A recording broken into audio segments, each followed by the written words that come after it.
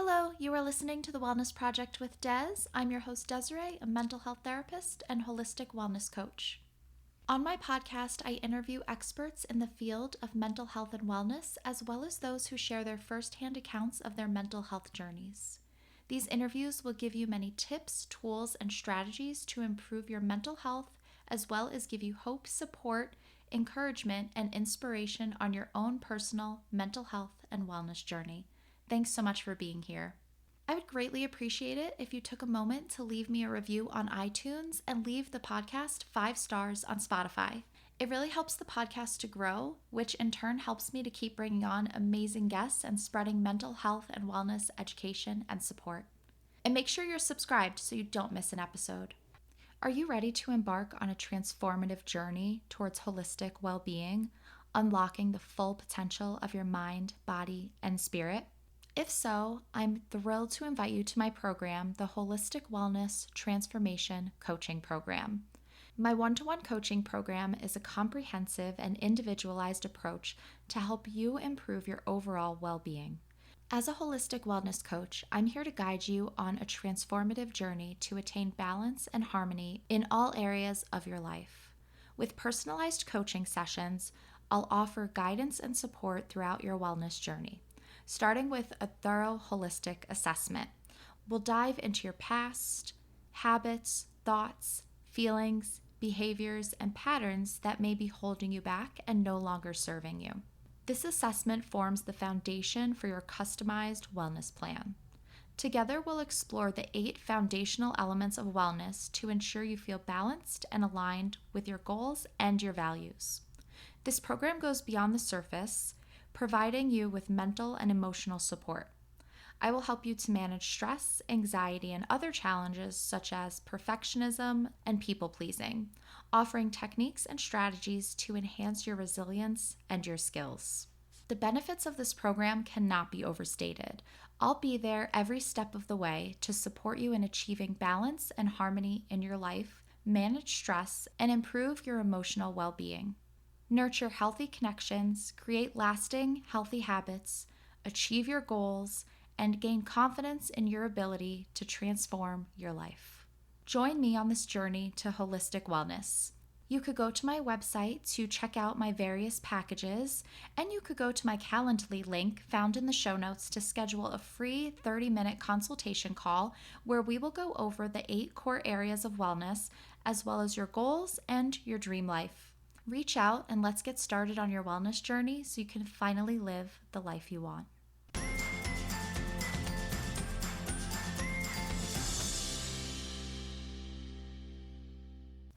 Hello, I'm your host Des, and you are listening to episode number 154.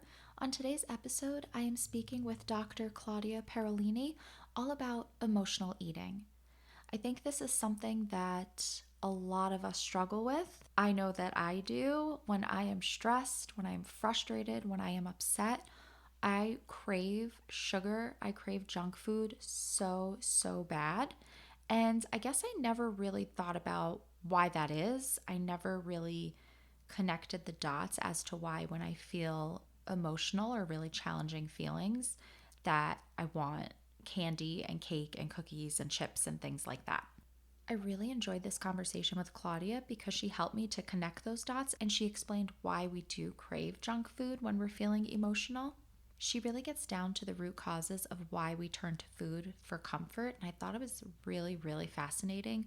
I learned so much from this conversation, and I found it to be incredibly helpful. And Claudia talks about how that awareness is so key. And this episode, this conversation with Claudia, definitely helped me to be more aware of why I turn to food for comfort. Because I do already have that awareness that I do turn to food when I'm feeling kind of escalated or stressed, I don't keep any kind of junk in the house. I try to be very intentional about buying junk food because I do have a sweet tooth. I do love cookies, cake, and candy and all of that, but I try to be really intentional about it. We grocery shop once a week, and I put in our order online, and I do not include any junk food. We don't keep it in the house because I know that I don't really have that self-control. So that is my way of controlling that behavior. I keep it out of the house unless we're intentional about it and we know that we want whatever for a special occasion, or I'm bringing in something to work, or we're going to watch a movie, so we want some treats. Otherwise, on the regular week to week, we don't buy any junk food because I would eat it all right away. And I know that about myself. And I know that when I'm upset and frustrated and stressed, that I turn to food. So that is my way of coping with it. And I try to look for other ways to manage my stress, which we are going to be talking about with Dr. Claudia quite a bit in this conversation. I think that you're going to learn a lot from this episode, and I think that there's going to be things that you can implement, and it's really going to help you to become aware of this behavior and why you may be turning to food for that sense of comfort. I'm really looking forward to you hearing this conversation, so help me welcome Claudia. Hi, Claudia. Thank you so much for being here with me today. Thank you, Desiree, for having me. Very glad to be here. Yeah, I'm really looking forward to our conversation. Today, we are talking all about emotional eating. So I'm really looking forward to this discussion. But first, I'd love if you would take a moment to introduce yourself, who you are, how you got to where you are today. Sure. So I am Claudia. In terms of my background and training, I have a PhD in counseling psychology. And right now for many years, I have a private practice where I work in the areas of anxiety, trauma, depression. And then I kind of branched out of that as well. And as a coach, what I do is I help women transcend their emotional eating, that I know it's kind of the focus of today's episode.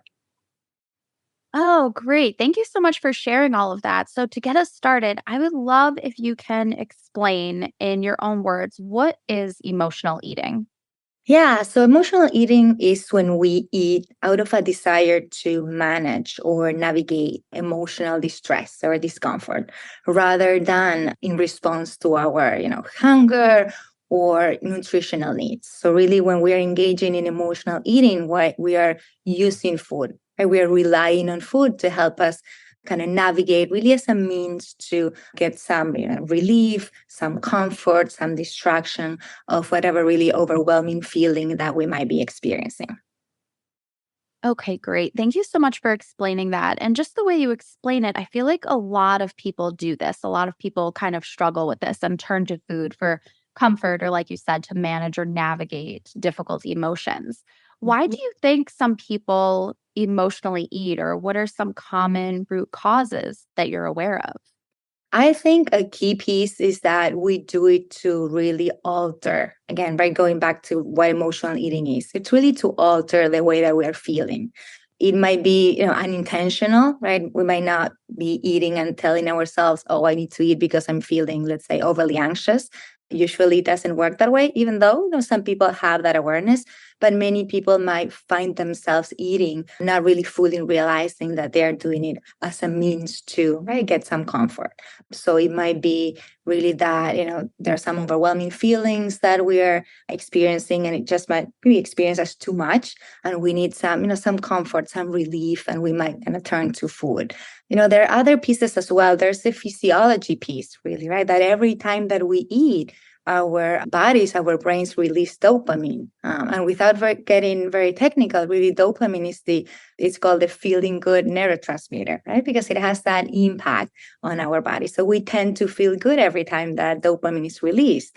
And we know that every time that we eat, it's the dopamine is released when we eat, then again when the food reaches our stomach. So in some way, our bodies reward us for eating. So then that this behavior becomes reinforced. So of course, there are other aspects about this behavior that we know are detrimental. That's why, right, we're speaking about it. But in terms of the physiology, we have that reward, and then we kind of go back to food for that level, for that sense of comfort, that sense of ease. And I think there are other pieces as well for us women, really the role that we have. Oftentimes, right, we wear different hats.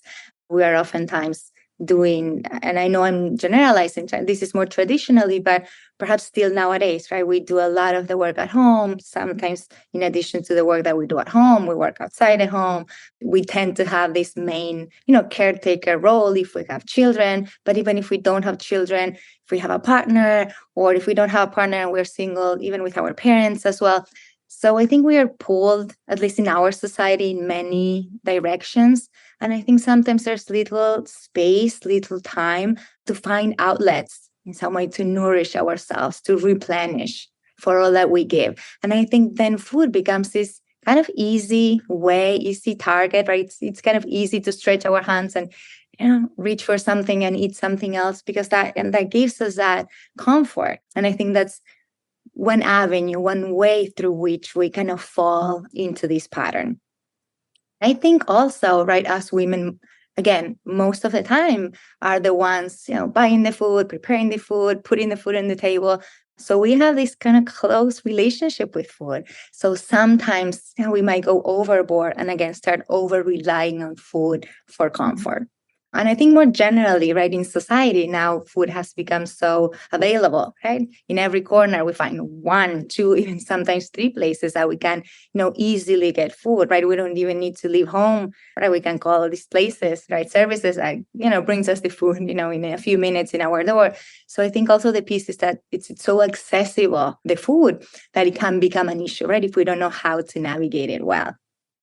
Oh, so interesting. And yeah, you made so many great points. And I think a lot of people can resonate with the things that you're talking about. I know it makes a lot of sense for me. And I know that I can be an emotional eater. So I'm the one who does our grocery list. So I try really hard not to kind of bring that kind of stuff in the home because I know that I'll turn to like cookies or cake or whatever it is, candy when I'm upset. So I know a lot of people do this. And it's almost like a kind of vicious cycle because we kind of get that dopamine hit, right? We feel better, we try to alter our feelings, but emotional eating in itself brings up a lot of feelings and a lot of kind of issues. So, can you speak to that a little bit? What kind of feelings arise from the emotional eating itself?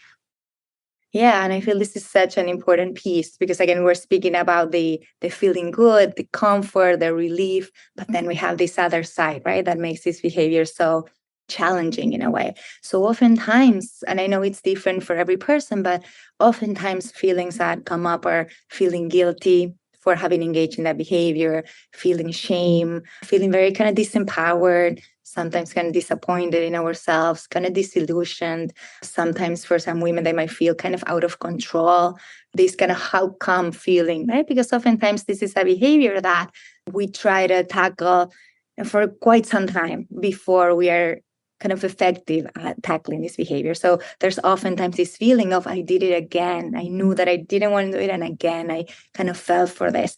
So there's a lot of, putting ourselves down, beating ourselves up, and kind of being harsh with ourselves in terms of our emotions. Yeah, that makes a lot of sense. So, what are some other ways that you're seeing that emotional eating can affect somebody's mental health? Exactly related to these feelings that often come up. We were saying, right, the shame, the guilt, the sometimes even the anger that we might feel towards ourselves. Sometimes we might feel kind of disgust at our behavior. So all this, in emotional eating really happens over and over again. It really starts taking a toll in our self-esteem, right? In the way that we see ourselves. And we may start even losing hope that we would be able to address this in an effective way at some point. So something that I've seen also often happening is that when this happens, over and over for a long time, women start feeling that not only that this is a behavior that it's challenging, I'm having a hard time, but this kind of global experience of themselves, right? That I am unable to tackle this, I am incapable. So it becomes this kind of global judgment about our whole personality that really, really put us down overall, right? Not just in regards to one behavior, but it's kind of how we see ourselves, right? Some women might feel, even small, weak. It has really, I think, tremendous implications for our mental health. Okay, so it sounds like it really becomes almost a part of somebody's identity that I am this, I am that. Yeah, so very insidious. So a lot of big effects on mental health, self-esteem. It becomes that identity, that self-identity that people are, like you said, are ashamed of. So one thing you said that's really interesting is that a lot of people that struggle with emotional eating aren't always aware of it. So they're doing this behavior but they're not exactly aware that it's emotional eating or that they are turning to food to kind of alter their emotions to feel better. Are there any sort of ways that somebody can begin to recognize that they do struggle with emotional eating? Yeah, and I actually love this question because I think that is right, that is really the first step. The awareness that this might be something that we can struggle with, even if it's a little bit in our lives. And I love what you said, by the way, that this is really a matter of degree, right? I think most of us, right, after a difficult day at work with the kids, a difficult day in general, we might turn to food. And that really, it's not really an issue when it happens, not really very frequently. So the difficulty really starts when food becomes really our go-to kind of coping mechanism, if you will. So just I want to add that piece. But in terms of your question of how can we start to recognize that this might be an issue for us, one thing that I would say is if we start noticing that, there are, significant feelings, right? We might feel uncomfortable, either emotionally or even physically when food is around or related to us having, just kind of eaten. If we feel kind of guilty, if we feel that kind of the wish that, I wish I hadn't eaten that, or I wish I had stopped, with the first helping of that. So I try to be attuned with any cues that our body can give us, perhaps, or even emotionally, right? Sometimes in the moment, we don't feel it strongly in the body, but emotionally, we start feeling a little bit of that shame, of that guilt, of that feeling of kind of disempowerment. So if we start feeling that and we know that recently, right, in the last few hours we have eaten, I would try to become very curious if perhaps in some way I am relying on food for more than, right, our nutritional needs, or more than as a response to hunger, but more to, again, as a way of coping with some overwhelming emotion. I think that's really helpful for people to look out for. And I'm really glad that you made that distinction. I think that's really helpful, the difference between emotional eating. And sometimes we do just, eat a snack or after a hard day. And that's completely normal that behavior in itself isn't the issue. But the feelings that come along with it, if it's like very often, we don't have other coping skills. So I think that's really helpful. I'm glad that you explained that. So once somebody starts to become aware that they are turning to food as their kind of main coping skill, what's next? How can somebody begin to address the emotional eating? Yeah. So as you ask this, it really brings me back to what we were speaking, because I think awareness is so important. Even before kind of running to do something, I think really spending some time really deepening our awareness, because it is the awareness that this might be happening to me, and that's kind of one level of the awareness. But I think also it's the reflection, or the increasing awareness about what is the impact, right, that this is having in my life, right? How much of a toll this is taking, right? What is the price that I'm paying, right? And when I say this, mainly emotionally, for this behavior, because I really feel that if we spend time on this, really to hone our awareness and to deepen this, it becomes a little bit easier. I don't want to say easy, but easier than to have the conviction to work on how to tackle this in a different way. So I would say, again, I wouldn't discount the deepening our awareness, again, the fact that it's happening, but also how much energy this is kind of sucking out of my life. How much time am I devoting to think about food, get the food, eat the food, then the feelings and the guilt, the shame. So really, in my work with my clients, really that's a very important piece that we spend time on. I think something else that people can do is that try to know that there is help available, and that there is help for this specific behavior, that it's free, help that is inexpensive, so to speak. And of course, more kind of tailored help that might be somewhat more expensive, but that exists, right? That we don't have to walk this path alone. And to speak about examples, free help are, right, there are many resources online, right? There are blogs about emotional eating, there are podcasts about emotional eating that we can start, right, making more space to better understand this behavior and see what might relate to us. What can we take? What kind of nugget of wisdom, if you will, can we take of this podcast, of this blog, that I might start to apply to myself, and knowing that, right, these resources are free and they might be great. If we move into the kind of inexpensive, certainly there are books that address this with strategies and tools.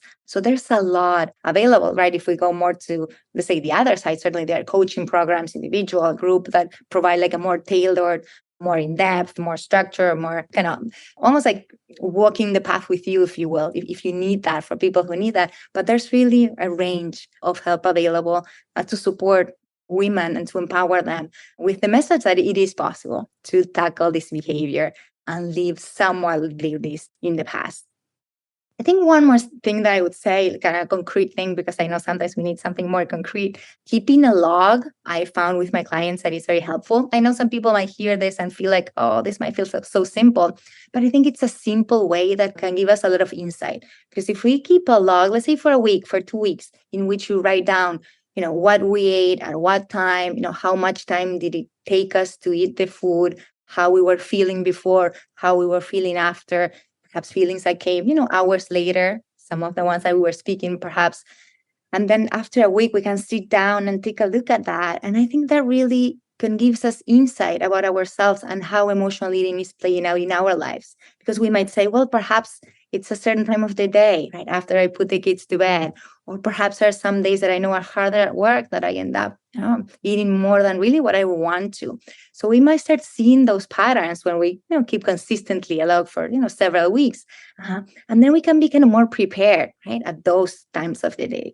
Or if there's an emotion that really stands up, oh, I kind of tend to eat when I'm feeling kind of lonely. Food can be that companion, right, as well. So I think that can tell us a lot about our own dynamics with food that then we can use to kind of tackle this behavior more effectively. Oh, that's really great. And yeah, I think you gain so much insight from those kind of journals or trackers. That's something I always recommend for people that I work with within anxiety, because that's such great data to go back and look at. And it gives you a lot of understanding, and it could help you build that awareness if you're not fully aware of, the triggers or, the foods you turn to or the emotions that come up. So I always think trackers or journals like that are super helpful. And I love that you said there's so many resources out there. There's so much support, because I think that it is such a common problem that so many people face, that just because of the amount of resources that are out there, people know that they're not alone. It's not a unique thing that is inherently wrong with them. This is very common, and that there are solutions out there, that you don't have to suffer alone. You don't have to struggle. That if you really do want to change these kind of patterns or coping strategies, that there is support out there. I think that's really, really helpful and powerful for people to hear. So I like how you said that turning to food is somebody's way of trying to come up with an alternative feeling, to alter their emotions. And it's that like coping strategy for them. For anybody that you work with, are there any either certain coping strategies that you recommend to try instead, or some that you find that are more effective for people that you work with? Yeah, and I guess to this question, I would want to say that it varies a lot from person to person, right? What some people might feel, okay, this can be an avenue, this can be a route of something that helps me. Other people will be really kind of closed off, and that's okay. That's the beauty, that there's so many things, right, that we can do. And I know sometimes it's kind of trial and error to see what works for different people. But to name a few that people perhaps in the audience might want to try if this is something that they struggle with. So I always go back to the piece of the awareness. So if we can, sometimes we cannot, but if we can kind of catch this early and even name it for ourselves, kind of, right, as we are going to walk into the kitchen, as we are kind of thinking and calling some of these places to bring us a pizza, if in the moment we can catch ourselves and just without judgment, right? I feel that's a key piece, right? In all these strategies, really the invitation is to do all this with compassion towards ourselves, with kindness, with openness. As you said, there's nothing wrong. This is just a way of coping. And if this is a struggle in your life, let's work on what are some other things that we can do to help you cope with this. But with that, attitude of compassion and kindness and openness and without judgment, I would try to see, this is one strategy that we work on as we are going to, again, walk into the kitchen, even putting the food in our mouth, if we could for a moment, even if it's for the briefest moment, to kind of check in with ourselves and kind of ask us, why am I really eating this right now? Okay, well, it makes sense. I might be a little bit hungry, or it might be that piece, but the role of emotions can be also playing a significant role, at this moment that I'm eating. And it's okay if we don't know which emotion, if we don't know what triggered that emotion. For some people, it might be very clear. Sometimes it's very apparent. Sometimes it's not. We might feel kind of numb sometimes. But just the insight that the emotions are playing a significant role right now in me wanting to, eat this much or having a hard time, stopping. Something very helpful that I know sometimes I heard from my clients is this incongruence, right? This kind of mismatch that has come up for them in response to this checking in. Kind of the feeling like, my body really doesn't seem to need more food, but I want it. But there's something in me that kind of wants to eat this. Right. So that's another avenue in which we can tell, okay, well, really the emotions are kind of playing a significant role. So really going back to the awareness, even to open up a little bit of space to be in touch with. This is not necessarily about my body wanting food, but me having these emotions that I'm having a hard time sitting with or experiencing. So I think that piece of insight, it's really helpful, at least in slowing down things and making, if we can buy, an extra 30 seconds, a minute, just to reflect. And again, I think it's a key piece to, as we think about this, if we can do it without judgment, because I know easily, right, we can be very harsh with ourselves and start even in that moment to put ourselves down. And I always say, that's not the intention at all. The intention is really to befriend that need, to make a space for it. And even if, because some women have told me, well, yes, I did that, but then I ended up eating anyway, right? What I was intending to eat. And I always, it's okay, because this is really the first step, right? We are making a space to befriend what really is the source for this desire to eat. Even if in that moment you ate the same amount, because over time, we might find ourselves perhaps still eating, but eating a tiny bit less, or thinking that there are other things that I can eat that give me a sense of kind of fullness, but might not be this, especially either sugary or food that, we know it's kind of detrimental. So I feel when we open up that space, there might be other ways in which we can meet this need other than, consuming exactly the same amount and the same kind of food. And again, this is, I always say we're all a work in progress. So this is just maybe the beginning. So I think that's one idea. If we can, I know sometimes my clients would say, well, but I cannot. Like, whenever I realize that I did it, I already did it. Right? I later I'm eating the food, the plate is empty. And it's okay. We can do it even after, right? So let's say I already went, I ate, I ordered something, the plate is empty, and I start feeling, right, the heaviness and the shame. Whenever we can. I know sometimes in that moment it's very hard because we might be feeling, like the person might be feeling already very down. But whenever we can, reflect back on that. What was I feeling? And it's really that, I think, that practice with making a space for what is really driving, right? That idea that this is not really, we know that this is not about the food, right? We know this is a way of coping with overwhelming emotions. And I think the other piece I feel in our society that is very prevalent is this feeling that we have to fix it, right? We have to get rid of the emotion. It's intolerable. And I think that it makes it harder because we have that sometimes that mindset. So then we need to do something, right? In our case, it's the food to kind of get rid of that. But we know that we're getting rid of it only in the very, very short term. We know later on, either in a few hours or tomorrow, we not only have, right, the strong feeling that we were trying to get rid of, but then we have all these other feelings that kind of pile up, the guilt, the shame.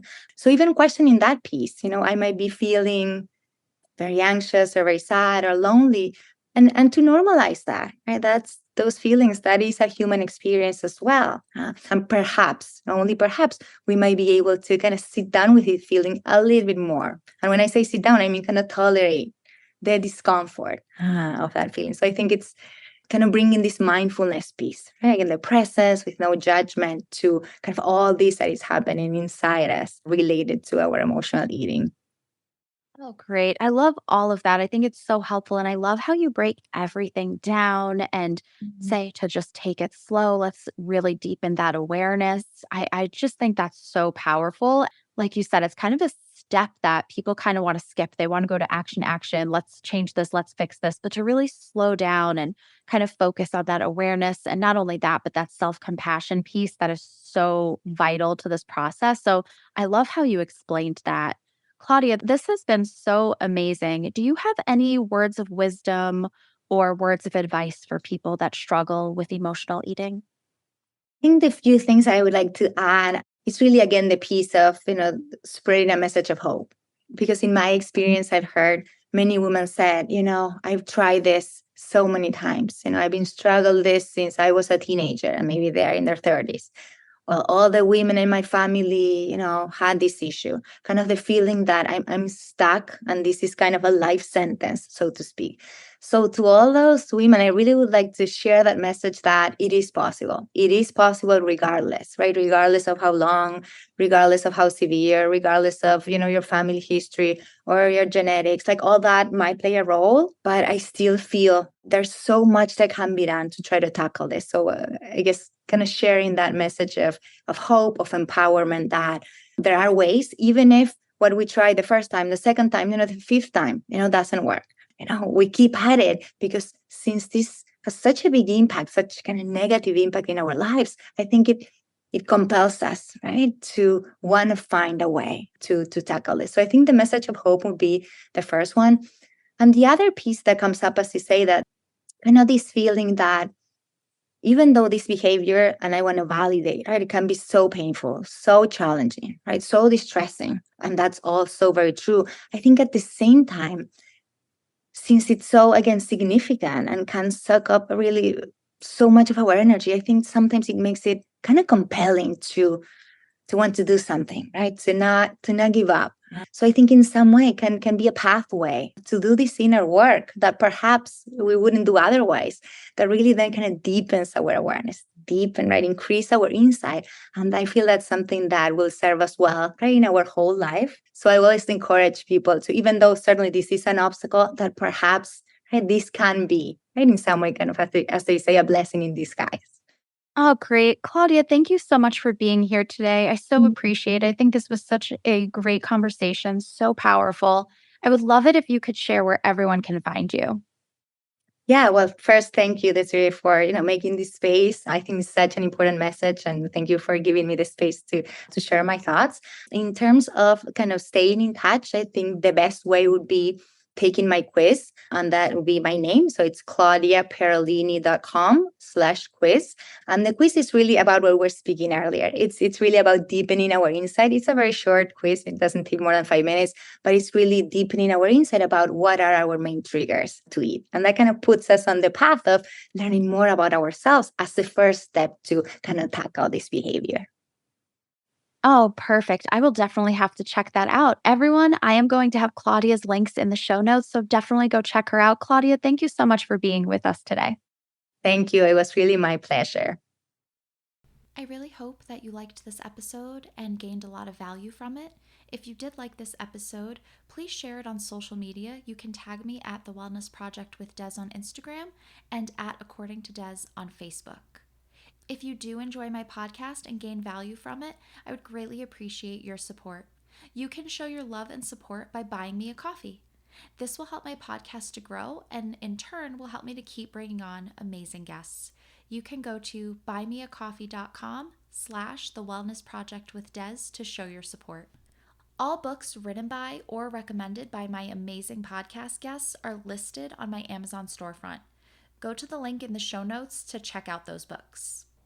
I would love to extend an invite to you to become a part of my community.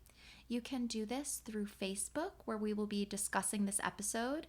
I would love for you to share your insights, any aha moments, any thoughts or ideas you would like to contribute.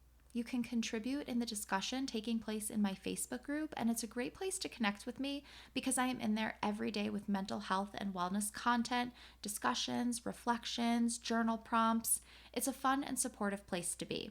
You can find the group at facebook.com/groups/According to Des, and that link will also be in the show notes. You can also check out more of what I'm doing on my website, accordingtodes.com. You'll find a lot of wellness blogs, written interviews, detailed podcast show notes, and my shop, where you will be able to find workshops, my self-care course, digital downloads, ebooks. There's a lot going on my website, so make sure you check that out at accordingtodes.com. And while you're there, join my email list to stay in the know about what I have going on and available for you. When you sign up, you will get your free ebook, The 5 Stress Reduction Techniques to help you feel more relaxed. Thank you so much for being here. I will talk to you next week. So until then, I hope you have a calm and peaceful week.